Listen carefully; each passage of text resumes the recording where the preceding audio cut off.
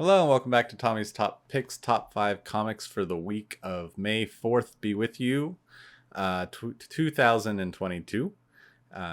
But before we dive into this week's Top 5, we are going to plug our giveaway. So we are giving away this 9.8 CGC variant of King in Black #1, signed by Donnie Cates and Ryan Stegman. If you would like to have a chance of winning this, all you have to do is leave a comment down below with your top pick for the week. And then if you haven't done it before on the previous weeks, you can still go back until we hit 200. You can still go back to the previous weeks and put your pick for that week. Just make sure you put a comic that came out that week. And those will We'll be checking. We will be checking.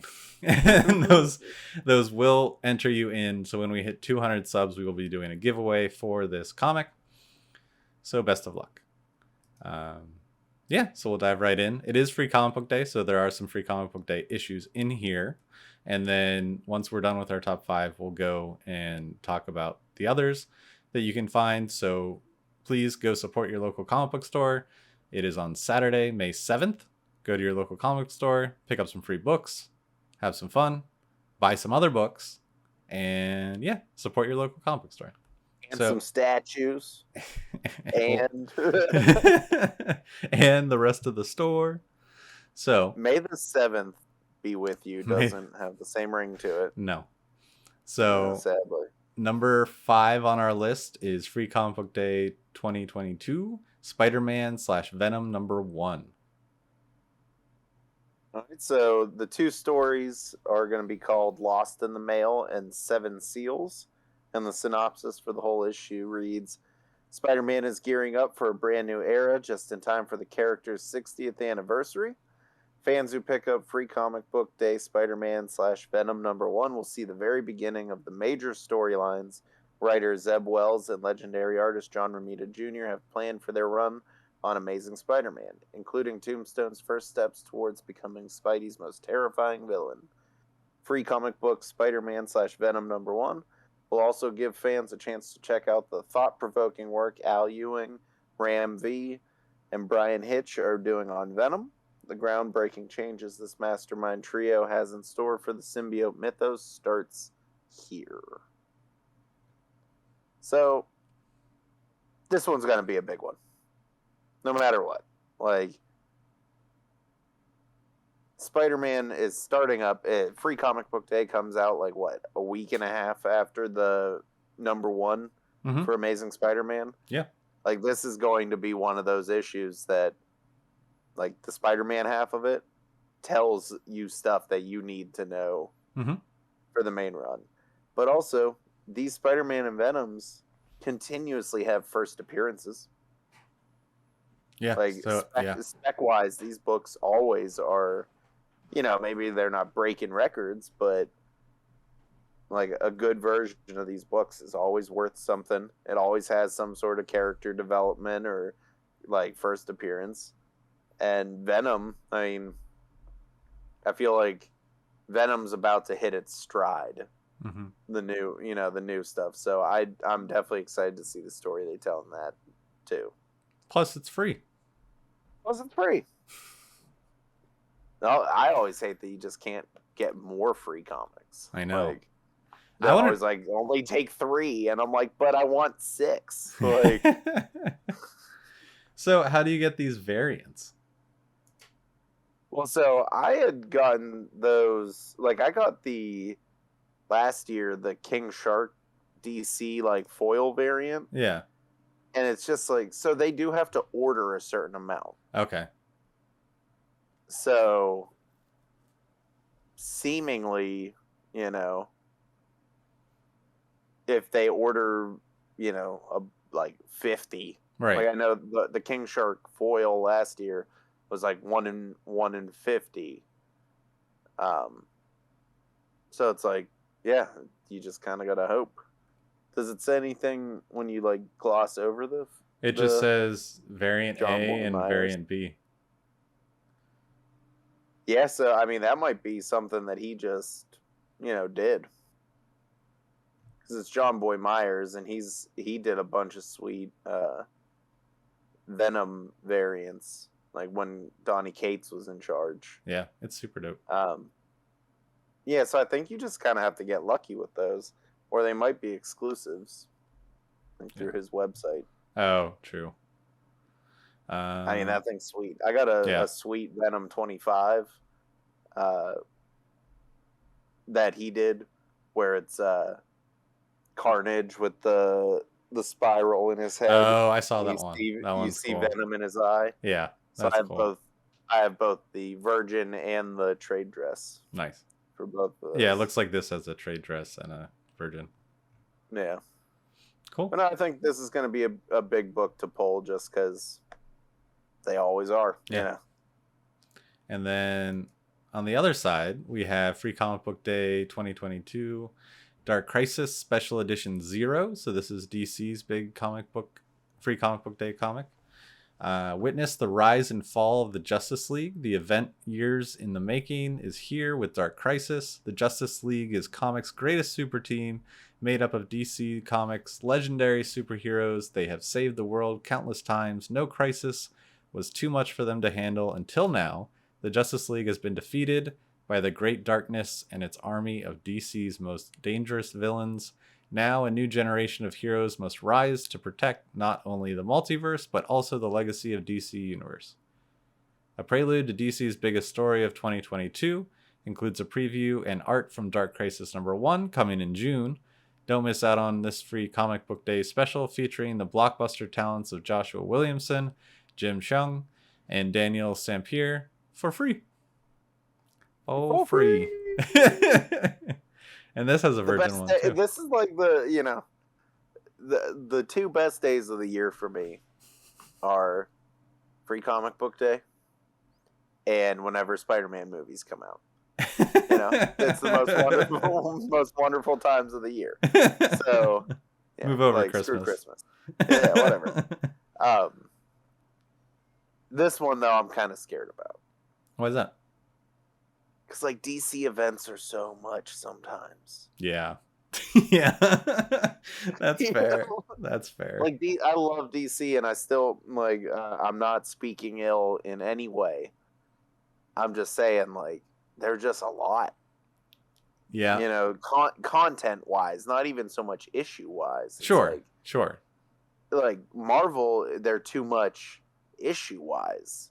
Yeah. Whereas DC, I think, just crams so much, so many intense storylines and things like that into events that, I just start getting, I'm like, oh my goodness, that's what I like, though. I prefer that. Batman's dead? What?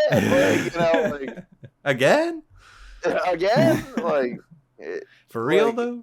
Death metal, Oh, that was Night metal, all that stuff. Their events are I love Scott Snyder, but death metal was just having fun. That was all right, Greg Capullo, what do you want to draw this time?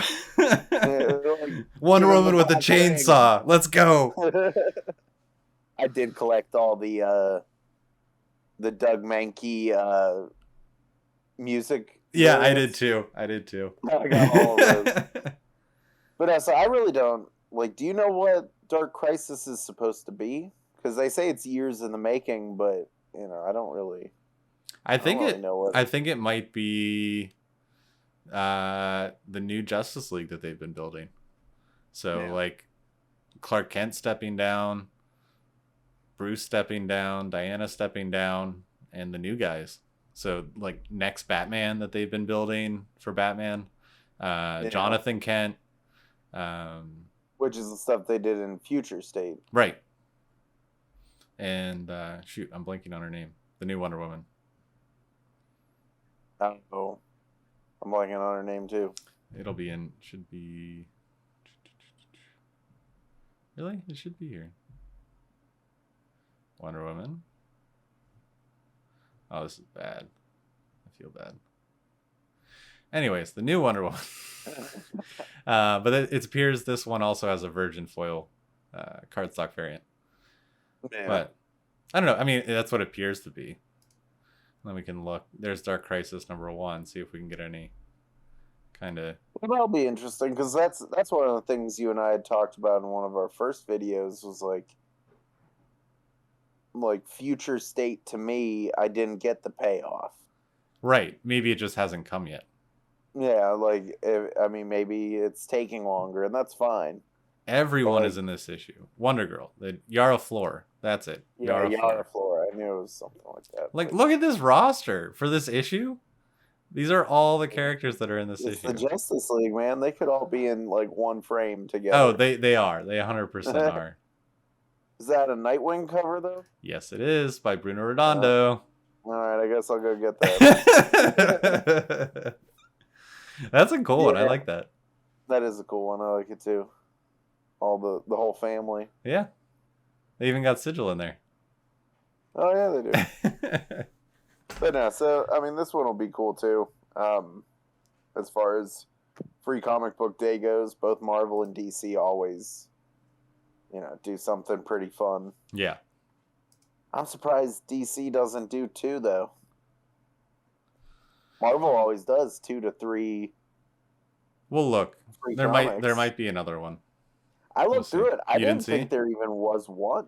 Like I said, I truly had I not seen Dark Crisis on League of Comic Book Geeks, I really thought there wasn't one on the Free Comic Book Day website. Oh. Well, we'll do some digging. We'll see. Number 3, we have Spider-Man 2099 Exodus Alpha number 1. That's a long time. Yeah. So Exodus Part A Alpha is gonna the synopsis is gonna read: Miguel O'Hara is back after fighting battles across the time stream. Miguel is at last back, defending his present and our future. For Spider-Man 2099, the only thing constant about life at Nueva York is change. It's when a cataclysmic crash creates a new Garden of Eden in what was once the American wastelands. Spider-Man knows exactly what the next atrocity will be. Watch as the Cabal plans to set society ablaze, and you'll never guess who is leading. I wonder if it's good. 2099. You never guess. No, I feel like Ghost Rider 2099 is going to be a good guy in this. You think so? Yeah. Steve Orlando's writing it too. Yeah. It's They don't have a number 1 on it. They just say Alpha. I do like the variants where it all looks like the old, like the original Spider-Man 2099. Yeah. Yeah, so, I mean, what's going to be the next issue? Like, if this is Alpha, usually now they do Alpha, and then they go back to the regular series. Right. But there isn't an ongoing 2099. Well, yeah, so normally there would be a next. So I think this is a one-shot. And then it'll be the 7-issue series. Yeah. Probably just... where's the main cover? Probably just Spider-Man 2099. Exodus. And I'll be in it. Let's see. Let's look ahead a week. Well, it would be a month. Yeah. Yeah, it would be a month. No, they would probably pop those out a little more frequently, right? Like if it's a brand new series. Yeah, following the Alpha. Yeah, so like the Alpha and then 2 weeks later the next one. Could be. Maybe not though. I might be wrong. We'll see if it comes up in the top 5. Right. But, I was thinking I might not pull this just because I'm kind of tired of one-off 2099 stories. That's all he kind of gets, I feel. Yeah, like you get an event here and there. You get Miguel in Amazing Spider-Man every once in a while, And there's I feel like that's cool enough. Characters. I feel like that's enough you need. To be honest. Yeah, but then I don't need a 7-issue. Right, exactly. What I'm saying is you just need the ASM. Yeah, it's like give me either give me one long running 2099, not even Spider-Man, all 2099. Yeah. Just give me that. or give me the appearances every once in a while, but I don't need an event. Yeah, that's fair. That's just me. Uh, I just wish Spider-Man 2099 got more time, you know? And Venom 2099 and Doom 2099, like they're all so cool. Punisher 2099, they're all cool. Yeah. Give me more or give me less. Number 2, we got Twig number 1. So this is a new image number 1. I always like picking it up. It's written by Scotty Young. So, that's a thing. Yeah. It's the first day of Twig's new job as a journeyer on a Jeff Smith's Bone-esque quest to save the Dark Crystal / Labyrinth style world. Join our hesitant hero for an inspiring and imaginative tale of hope, heartache, and determination to overcome insurmountable odds. You want to root for him. Look at him. He's like, I don't know what I'm getting into, but I'm going to do it. It's a Scotty Young book that he doesn't draw, though, right? Yeah, he's just writing it. Kyle Strahan. He doesn't draw Strange Adventures, right? Or Strange Academy. That's Ramos, isn't it? Right. So are we seeing Scotty Young officially just become a writer? And a variant artist? Well, yeah, he does his variants, but Peach Momoko has a variant of it.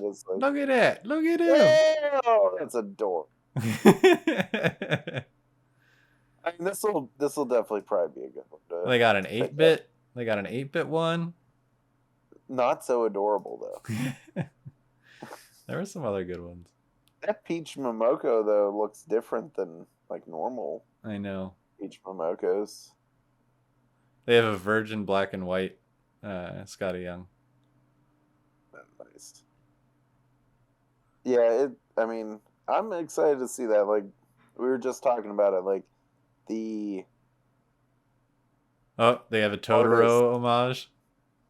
Oh man. Like we were just talking about though, the artists who are now becoming writers and are insanely successful, like Zdarsky. Then I mentioned Patrick Gleason, like stuff like that. It's like, so it's very interesting to me that this really is something that we're seeing more and more. And like, Scotty Young, has written plenty. Yeah, he just did that. Oh, what was it called? He had another image book. It was a 5-issue miniseries, a horror about this girl in a house. I forget which one it was called, or what it was called, but like it is interesting to me to see these stories popping up more and more and more and more. It's like artists and variant artists are now like, let's just write like Peach Momoko. Even. Yeah. She with Demon Days. Demon Days. Yeah. So, Zdarsky actually talked about it in one of his... I don't know if you're subscribed to his newsletter. He talked about it in one of... It's hilarious, by the way. You should sign up for it. I'll send you a link. Yeah. But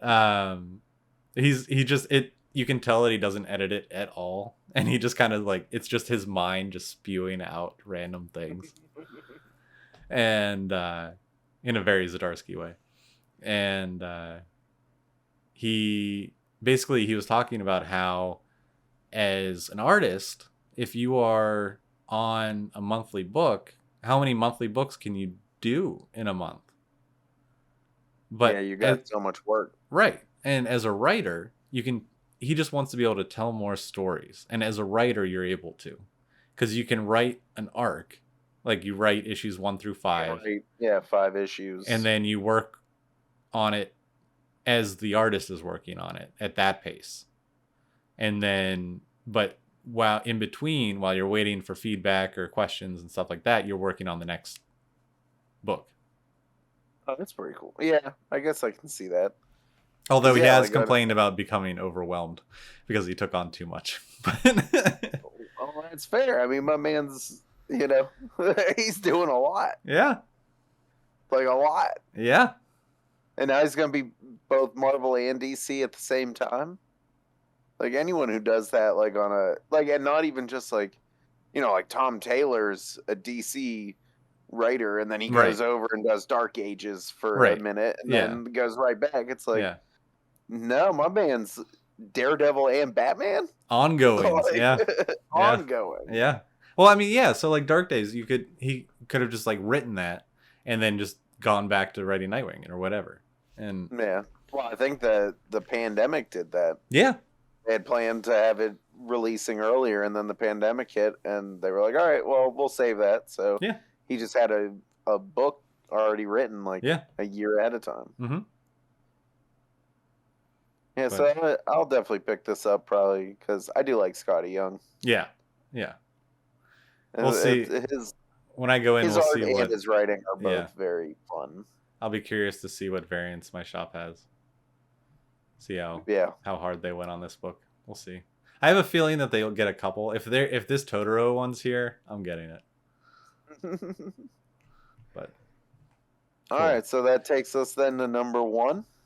the Obi-Wan. The Obi-Wan. Obi-Wan number 1. So the synopsis is it's a youngling's challenge. Mm-hmm. Fast approaches the ultimate destiny of one of the Jedi's most renowned masters. As he spends his final days in the remote deserts of Tatooine, Obi-Wan Kenobi takes time to reflect on and record key moments of a heroic life long lived. Writing in old leather-bound journals from his hermit's hut, Obi-Wan remembers his days as a young Jedi initiate, his trials as a Padawan, the crucible of Jedi knighthood, and the Clone Wars, and some of the earliest challenges he faced as a true master of the Force. In this tale, Obi-Wan considers a watershed youngling adventure he narrowly survived on Coruscant when he was but 8 years of age. This is just the beginning of his Jedi journey. It's an Obi-Wan book. Right. Yeah. And it's on May the 4th. Yeah, it's on May the 4th. It's gotta be read. Yeah. It's gotta be done. Oh man, my battery's dying. No. No! So I had a question about this. So this is going to cover some Clone Wars stuff.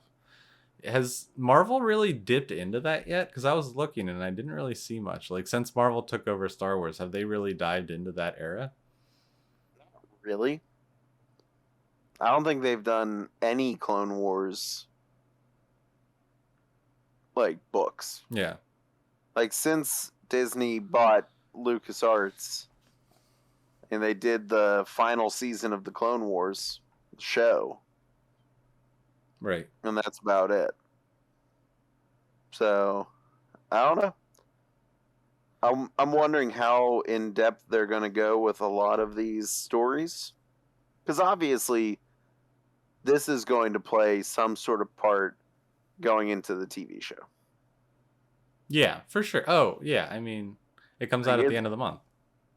Yeah, this is going to be setting up something that gets talked about in the show. Yeah. At some in some way. So I think it's super cool and then they reference the journals a lot in the shows and the movies and the comics, and so it'll be cool to kind of see this, because I don't think really this story's been told yet. No. So my question though is when it says, as he spends his final days in the remote deserts of Tatooine, are we talking about like the days leading up to Luke coming to get him and then them going on the first adventure? Yeah, that's what I think. That's what I got. Or is he planning to leave? No, I think this is leading up to him and Luke leaving. Not that he necessarily would know that was going to happen, but just as a pitch for like a preview writing this paragraph, it sets the time period of when. But I also like that it gives it kind of, because this is a miniseries. I think it's 6 issues. Each issue can kind of be tied back to him writing in the journals, but can tell different stories. Yeah. So we can see all these different points in his life. Apparently, though, I mean, I'm wondering if it's gonna another touch on. variant. She's an animal, dude. I know. That's awesome, actually. Right? I ordered this one. Qui-Gon. I know. Qui-Gon. Oh, that's so good. But no, I'm wondering if Darth Maul will show up at any point. I'd assume so. At least in I mean, the they've said he's not in the show.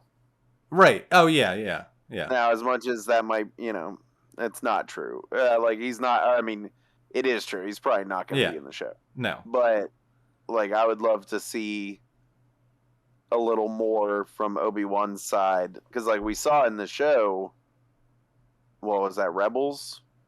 I haven't seen the animated shows. I need to. Oh, so in Rebels we see Darth Maul hunt for Obi-Wan Kenobi. Do you watch? Is there a connection between Clone Wars and Rebels? Well, Clone Wars happens between 2 and 3. Right. And Rebels happens between Return of the Jedi and Force Awakens. Okay. But which should you watch first? Doesn't matter. Doesn't really matter. Yeah. It's Star Wars. Right. We started in the middle. Yeah. And then went backwards and then jumped forwards. Yeah, that's fair. That's fair. But I mean, if you're gonna watch them, like, I think Clone Wars is a superior TV show. Okay. All through it, like, and honestly, the last 4 episodes of the Disney Clone Wars, like, broke my heart and blew my mind. Like, it was so good, and they made Darth Maul so good. Yeah. But then Rebels, they show Darth Maul hunting down Obi-Wan Kenobi. I did hear that. Yeah. Just to get beat, like, just get destroyed in the sand by Obi-Wan. Yeah. So right. I would like to see it from the other side. That'd be cool. Because Obi-Wan kind of knew that Darth Maul was coming. Right. He like felt it in the Force. So I definitely would be interested to read that too. It's an Obi-Wan. Yeah. We gotta get it. So now I'm just gonna look at. Let's see here. So let's see if we see any other free comic book day stuff. The Captain Underpants one. Where do you see that? It's which one is it? I think it's like from Scholastic. There is the Avengers X-Men #1. Yeah. Avengers X-Men #1 is going to be good. I mean, it's probably going to set up. I mean, Avengers is trying to really get somewhere right now. And I think that this is going to help set that up. And X-Men, I mean, yeah, voices too. I know there is a Clementine one. Is there? Yeah, I think it's Image and someone else. Bone and Skybound. Orchid Mythos. Yeah, so Image and Skybound have a Clementine #1. Bunny Mask Tales. There it is, Clementine, The Walking Dead. Yeah, so because that's coming out as Clementine's coming out as a graphic novel, right? Not single issues. Is it? Yeah, I think it's coming out. I didn't read anything about it. It was in that Skybound X series they did, where it's technically her. Had a lightsaber? What? Yeah. When Rick Grimes had a lightsaber? Yeah, so that was Clementine's first comic book appearance. Okay. Yeah, so get the complete first chapter of Clementine Book 1. So okay, yeah. But no, there's a lot of cool stuff this year.